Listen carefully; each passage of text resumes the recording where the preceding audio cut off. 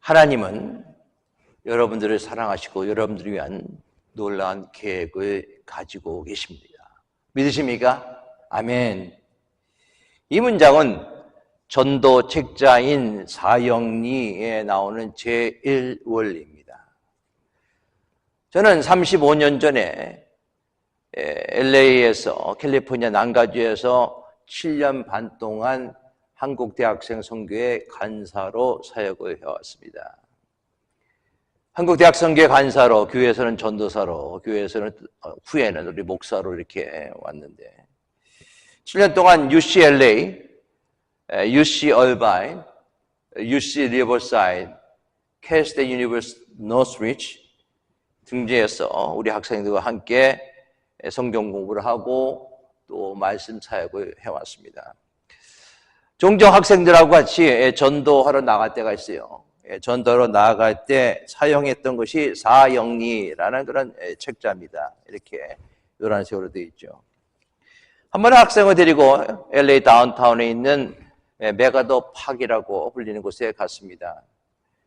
거기서 전도를 하는데 그 메가더 팍은 굉장히 위험한 거고요. LA 다운타운에 있고 슬램가에 위치해 있고 자주 총격과 칼부림이 대낮에 또 일어나는 그런 양식의 모습입니다. 많은 홈리스들이 그 지역을 차지하고 있어요. 그래도 낮에는 그래도 대체적으로 안전하기 때문에 원하는 학생도 가까이 가서 사역률을 가지고 전도를 합니다. 저도 전도를 하죠. 어떤 사람이 전도할까 찾아보다가 제 첫 번째 만난 사람이 백인 홈리스 여자였었습니다. 이름이 수잔이라고 하는 여자였는데요. 사역률을 피면서 그 수잔에게 얘기합니다. 수잔, and God loves you and He has a wonderful plan for your life. 수잔아, 하나님은 당신을 사랑하고 당신을 위한 놀라운 계획을 갖고 계십니다. 라는 첫 번째 1원리에 대해서 얘기했을 때 수잔은 고개를 가로지르면서 이렇게 얘기합니다. Not for me. 졸지 홈리스가 된 자기에게 하나님이 놀라운 계획들, 하나님의 풍성한 삶을 위한 계획들이 있을 수가 없다라는 그런 말이었습니다. 결론부터 말씀드리면 사역일을 다 나누고 난 다음에 결국 수잔은 예수님을 영접하고 그리고 또한 저는 그를 축복하면서 가까운 교회에 나가라고 권면을 했습니다. 그 다음 주에 수잔을 찾아봤지만은 그 다음 주 메가더 팍에서 저는 수잔을 찾아볼 수가 없습니다. 그때 당시에 그 자리에 없었는지 아니면 예수를 믿고 난 다음에 홈리스 생활을 청산했는지 모르겠지만 저는 후자를 믿습니다. 예수를 믿고 하나님의 인도하신가 은혜로서 그녀가 홈리스 생활을 그만두고 아마 잘 살고 지금은 있을 줄 믿습니다.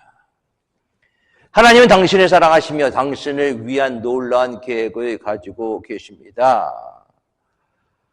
인생을 살아가는 사람들 보면요, 두 가지 부류로 나올 수가 있어요.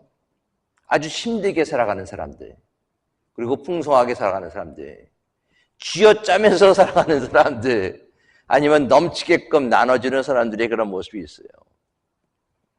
어떤 사람의 모습 보면 그렇게 쥐어짜면서 살아요. 물론 삶이 힘듭니다. 환경이 힘듭니다. 어려운 지경이 있습니다. 당연히 짜증과 불평과 불만, 별것도 아닌데 아무것도 아닌 일에 쉽게 짜증을 냅니다. 왜? 삶이 그들을 그렇게 만들었기 때문에 그렇습니다. 쥐어짜는 인생의 모습이죠.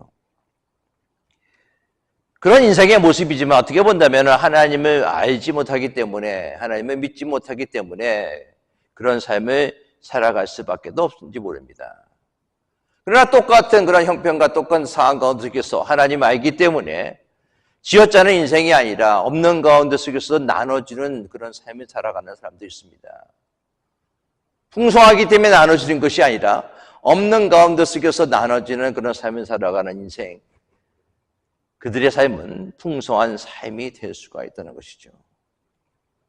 믿음이 있기 때문에 내게 능력 주시는 자 안에서 내가 모든 것을 할 수 있다 라는 믿음이 있기 때문에 어려움이 있다 하더라도 또 나의 삶 가운데 속에서 아픔이 있다 하더라도 내게 능력 주시는 자 안에서 내가 넉넉히 살 수 있다는 믿음 때문에 항상 범사에 감사하며 살아갈 수가 있다는 것입니다. 이런 사람의 삶은요, 시편 23편 5절에 나와 있는 것처럼 내 잔이 넘치나이다. 근데 여러분 시편 23편 5절에 보면은 환경이 좋은 환경이 아니었습니다. 힘든 환경이에요. 어려운 환경은 그대로 있습니다. 그러나 그런 환경 속에서도 내가 여호와는 나의 목자시니 내게 부족함이 없으리로다. 하나님이 나의 목자시기 때문에 내가 이 세상에 힘들고 어렵지만은 내가 부족함이 없다는 그런 마음을 가지고 또 그런 것들 속에서 내 잔이 넘치는 삶으로 살아가고 있습니다. 저는 여러분들 인생이 쥐어짜는 인생이 아니라 넘치는 인생이 되기를 예수 그리스도의 이름으로 축원합니다. 오늘 에베소서의 바울의 기도입니다. 에베소서는 두 번의 바울의 기도가 나오고 있습니다. 첫 번째 기도는 1장 15절부터 23절에 나오고 있습니다. 바울의 첫 번째 기도의 내용은 세 가지가 있습니다. 하나님의 부르심 소망이 무엇이고, 하나님이 우리에게 풍성한 기업을 허락해 주시고, 하나님의 능력이 어떤 것임에 대해서 너희가 알기를 원하라 라고 기도하고 있습니다. 오늘 본문은 바울의 두 번째 기도예요. 두 번째 기도에서는 바울이 이렇게 기도합니다. 속사람의 강건에 대해서, 그리고 그리스도가 너희 안에 거하신다, 그리고 하나님의 사랑, 하나님의 충만하기를 너희에게 원한다라는 기도를 하고 있습니다. 에베소서를 채우는 두 가지 중요한 단어가 있어요. 충만과 풍성입니다. 하나님의 은혜가 충만하고 하나님의 사랑이 풍성하면서 하나님이 우리에게 쓸 것을 넉넉하게 해주시는 하나님, 성령 충만하라 라고 또한 우리에게 권면하시는 그런 말씀도 있습니다. 풍성과 충만. 저는 여러분들의 삶이 풍성하고 충만한 삶이 되기를 예수 그리스도의 이름으로 축원합니다. 그렇다면 바울의 기도는 어떻게 시작하는가? 오늘 14절 15절 말씀을 봅니다. 이러므로 내가 하늘과 땅에 있는 각 족속에게 이름을 주신 아버지 앞에 무릎을 꿇고 비노니. 바울은 에베소 교인들을 위해서 기도할 때 그냥 기도한 게 아니라 무릎을 꿇고 기도했다라고 얘기합니다. 전통적으로 유대인들은 기도하는 방법이 손을 들고 기도합니다. 성전 앞에 서서 예수님이 말씀하셨죠. 성전 앞에 서서 손을 들고 하나님 감사합니다 라고 기도하는 것이 유대인의 기도의 방법이었어요. 그런데 유대인 바울이 무릎을 꿇고 기도하였다라고 얘기합니다. 얼마나 간절한 기도를 하였는가라는 것을 보여줍니다. 그리고 바울은 기도할 때 하나님 여호와여 이렇게 기도하지 않았습니다. 하나님 부르는 명칭이요, 여호와도 아니고 하나님도 아니고 뭐죠? 아버지라고 부르고 있다는 것이죠. 하나님은 저와 여러분들의 아버지이십니다. 저와 여러분들은 하나님의 아들, 딸임을 믿습니다. 우리 하나님 아버지는 자녀들에게 흘러넘치는 복을 주시기를 원하십니다. 하나님 아버지는 하나님의 자녀들이 겨우겨우 마지못해서 쥐어짜면서 살아가는 삶의 모습이 아니라 하나님께서는 우리에게 가장 풍성한 것을 주시고 우리에게 넘치는 삶을 살아가도록 인도하시는 아버지이심을 여러분들이 믿으시기 바라겠습니다. 우리 육신의 부모도요, 아무리 자식이 믿다 하더라도 가장 좋은 것을 주십니다. 육신의 아버지가 너에게 가장 좋은 것을 주는데 하물며 하늘에 계신 우리 아버지일까 보냐. 하나님이 여러분들이 가장 좋은 것, 가장 풍성한 것을 분명히 주심을 믿으시기 바라겠습니다. 16절 말씀이에요. 그 영광의 풍성을 따라 그의 성령으로 말미암아 너희 속사람을 능력으로 강건하게 하시오며. 사도 바울은 에베소 교회가 풍성함을 경험하기를 기도하고 있습니다. 그런데 사도 바울은 그 풍성함이 눈에 보이는 풍성함이 아니에요. 여러분들 잘 생각하셔야 돼요. 외형적으로 보이는 풍성함이 아니라 바로 본질적인 풍성함, 뭐죠? 오늘 본문에 하나님의 영광의 풍성함이라고 얘기하고 있습니다. 하나님의 영광의 풍성이에요. 그것이 바로 교회가, 그것이 예수 믿는 우리가 가져야 될 것입니다. 교회는 하나님의 영광을 드러내는 그런 모습이 교회 아닙니까? 우리는 하나님의 영광을 드러내는 그런 삶으로 살아가야 된다는 것이죠. 고린도전서 10장 31절 말씀에 그러므로 그런즉 너희는 먹든지 마시든지 무엇을 하든지 다 뭐라고요? 하나님의 영광을 위해서 하라라고 얘기하고 있습니다. 우리의 삶 가운데서 필요한 것은요, 먹고 마시고 풍성하게 지내는 것이 아니에요. 그런 것이 있으면 좋습니다. 분명히 풍성하게 먹고 마실 수도 있고 어떨 때는 마시지 못하고 어쩔 때는 또한 먹지도 못할 때도 있는데 먹고 마심의 풍요로움이 아니라 하나님의 영광의 풍성함이 바로 우리에게 있어야 된다는 것입니다. 때로는 우리 성도의 삶이 물질적으로 풍요롭고 또 교회가 외형적으로 커져 있다 하더라도 하나님의 영광을 드러내지 못하는 경우가 너무나 많이 있어요. 사도 바울은 하나님의 영광의 풍성함으로 교회가 채워지기를 기도합니다. 저도 여러분들이 하나님의 영광의 풍성함이 여러분의 삶 속에 나타나기를 원합니다. 말씀을 준비하다가 제가 이런 글을 찾아서 봤어요. 그 글의 제목은 영적인 교회 왜 이렇게 힘들까? 제가 그 글을 읽고 난 다음에 너무나 제가 위로를 받고 감동을 받았는데 꼭 여러분들께 같이 나누기를 원한다 해서 잠깐 여러분들께 소개시켜드리기 원합니다. 영적인 교회, 기도하는 교회는 힘들기 때문에 그 교회는 안 가. 힘들기 때문에. 희한한 게 깨어서 기도하고 주님 뜻대로 사는 교회는 전도를 해도 잘 안 돼요. 잘 안 낚여요. 그런데 영적이지 못하고 기도하지 못한 교회는 너무너무 전도가 잘 돼요. 제 얘기가 아니고요. 예, 어떤 분이 쓴 그런 내용입니다. 영적인 교회는 날마다 루시퍼와 기도로 싸워야 하기 때문에 힘들고 고되다. 어찌 영적 전쟁을 하는데 힘들지 않겠는가? 내가 죽느냐 상대방을 죽이느냐 하는 것이 전쟁인데 말이다. 영적인 싸움은 오직 기도로 하는 것이다. 목이 다 쉬고 몸이 진액이 다 빠질 때까지 기도해야 사탄을 제압할 수 있는 것이다. 또 영적인 교회는 회개와 책망이 선포되기 때문에 힘들다. 죄를 토설하고 끊는 것이 어디 쉽겠는가? 그야말로 죄와 피 흘리기까지 싸우는 것이 회개가 아니던가? 니느웨 성의 회개를 보라. 얼마나 처절하게 애통하며 회개했던가? 음란하고 죄 많은 세대에서 자신의 마음을 다스리고 지키며 회개하는 삶이 결단코 쉽지 않는 것이다. 이 세대가 얼마나 즉흥적이고 조급하던가? 바로 효과가 나타나야 직성이 풀리는 사람들이 아니던가? 그런데 죽음을 얘기하고 천국과 지옥을 얘기하면 먼 나라 얘기로 생각하지 당장 내가 당할 일이라고는 생각하지 못하는 것이다. 천국 가는 그날까지 날마다 회개하고 기도하고 성령 충만 받아야 하니 그 긴 여정을 통과하려면 인내가 요구되는 것이다. 천국 가는 길이 결단코 쉽지 않다. 엄청나게 좁고 협착한 길이다. 영적인 전쟁을 벌여야 하기 때문이다. 사단의 방해와 공격이 있기 때문이다. 날마다 힘쓰고 애써 기도하고 회개하고 성령 충만 받아야 하기 때문이다. 임종 직전까지 그 인내의 싸움을 계속 싸워야 된다. 하지만 그 뒤의 영광은 실로 어마어마한 것이다. 이 세상에서 어떤 어려움과 환난을 당한다 할지라도 그 영광과는 비교할 수 없는 것이다. 예수를 바라보아라. 천국을 사모하라. 그리고 날마다 회개하고 죽기 아니면 살기로 기도하여 성령 충만 받으라. 영적인 교회는 왜 이렇게 힘들까? 라는 글에서 발췌했습니다. 와우. 이 글을 읽으면서 참 많이 생각했어요. 하나님의 영광의 풍성함이 우리에게 있어야 되는데 사람들은 하나님의 영광의 풍성함이 아니라 세상에서의 풍성한 교회도 마찬가지예요. 교회가 부흥되고 교회가 풍성함의 모습은 있으면 참 좋겠죠. 당연히 그렇게 돼야 되겠죠.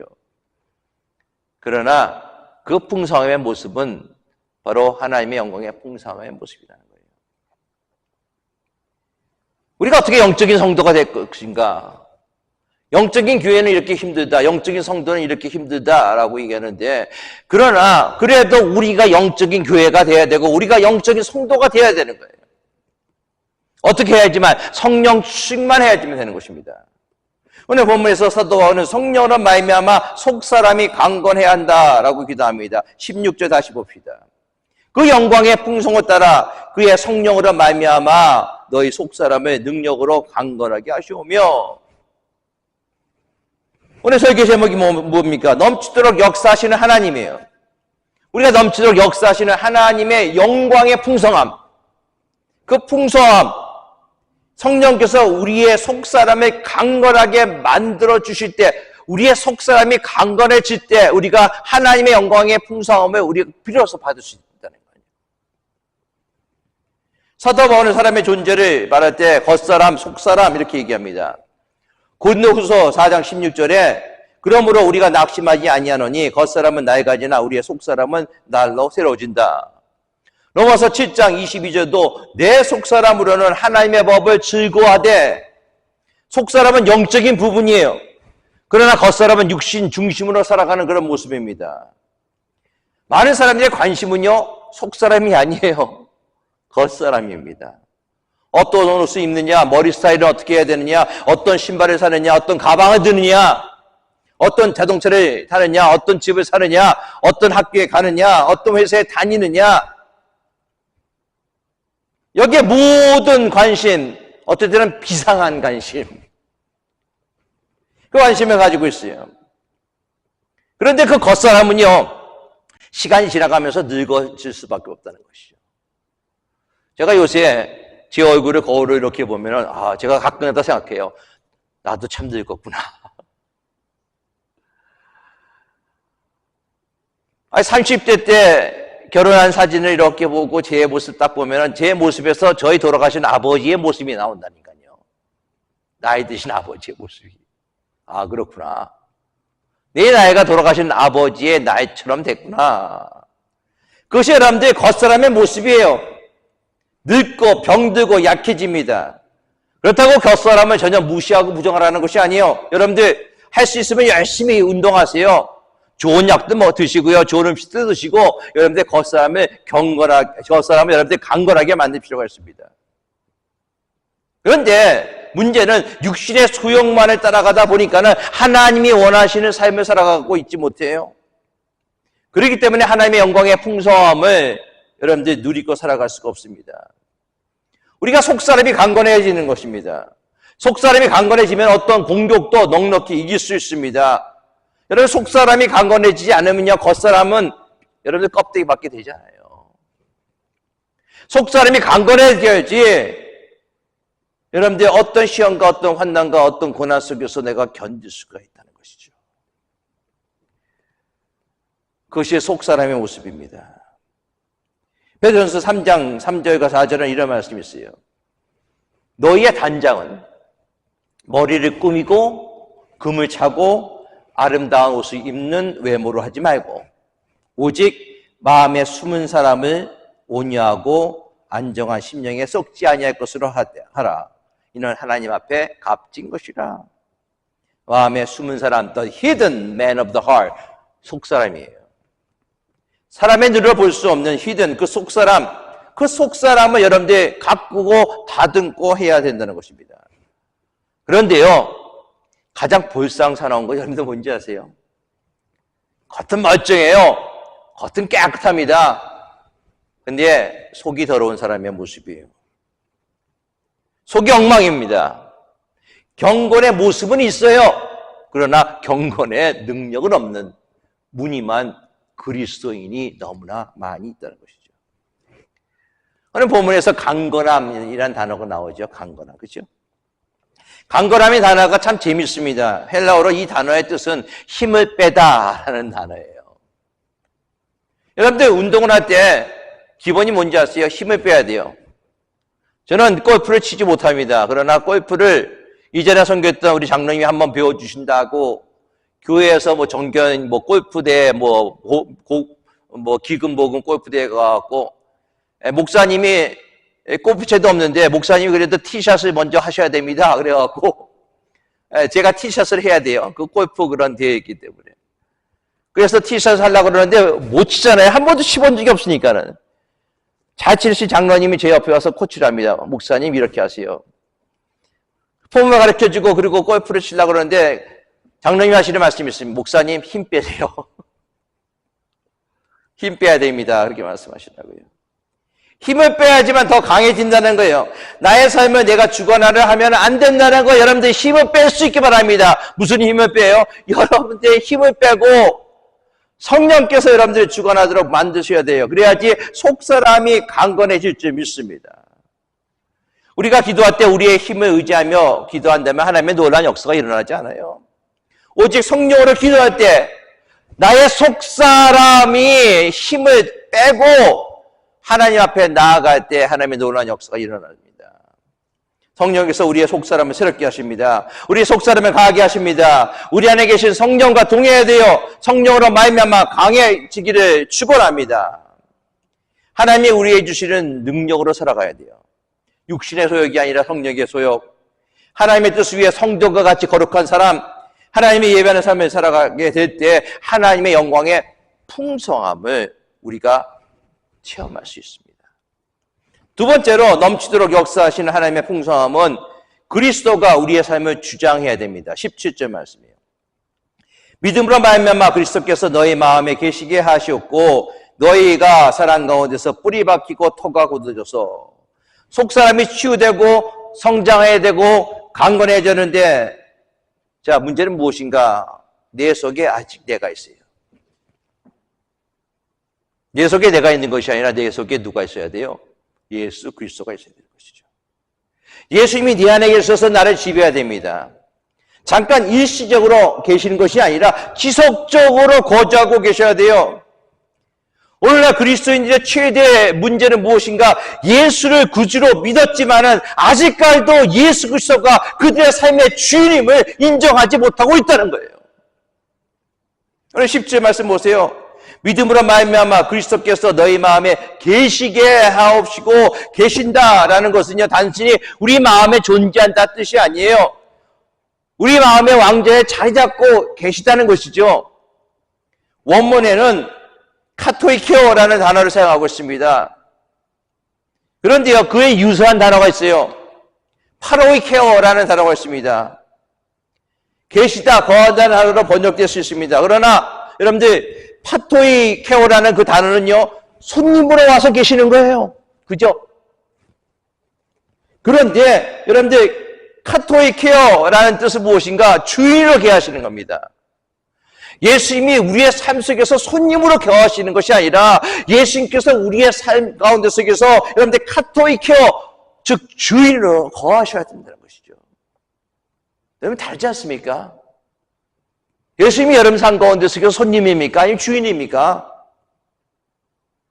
문제는 교회는 다니지만은, 문제는 예수님을 믿는다고 하지만은 예수님에게 다스림을 받기를 원하지 않는다는 거예요. 그냥 일정 부분만, 예수님이 일정 부분만 타치하세요. And Jesus, you can touch this, but don't touch others. 그것이 우리의 모습 아닙니까?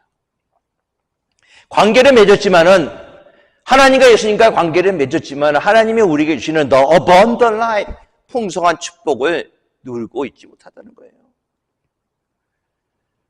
주님이 여러분들의 삶의 주인이 되셔야 됩니다. 모든 권리를 주님 앞에 내려놓으세요. 인생의 진정한 주인이 예수님이 되셔야 됩니다. 믿음으로 여러분들의 마음의 왕좌를 내어드리세요. 그럼 여러분들의 인생이 달라집니다. 그리스도의 능력이 나타납니다. 그러기 위해서 우리에게 있어야 될 것이 있어요. 믿음이에요. 오늘 믿음으로 말미암아 그리스도께서 너희 마음에 계시게 하옵시고, 믿음이 우리에게 있어야 되는 것이죠. 바울은 믿음으로 산 사람입니다. 믿음으로 승리했습니다. 우리에게 필요한 것이 믿음이에요. 내가 믿음이 없기 때문에 그리스도가 우리 삶에 오시도록, 또 우리 삶에 주장하도록 내어드리지 못한다는 것이죠. 믿음에는 능력이 있습니다. 믿는 자에게는 뭐라고요? 능치 못함이 없다라고 얘기하고 있어요. 믿음을 오시고 예수님은 각종 질병을 치유시켜 줬습니다. 믿음으로 10년 동안 혈류증을 앓는 자가 나았습니다. 믿음으로 안진뱅이가 일어납니다. 믿음으로 손 마른 자가 고침받습니다. 믿음의 기도는 병든 자를 구원하리니라고 얘기했습니다. 믿음으로 하지 않는 것은 다 죄다라고 얘기하고 있어요.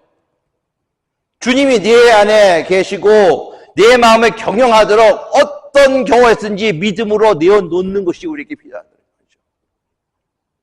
그래서 사도 바울은 믿음으로 말미암아 우리 마음에 계시게 해달라고 기도한 다음에 사랑 가운데서 뿌리를 내리고 터가 굳어지기를 기도하고 있습니다.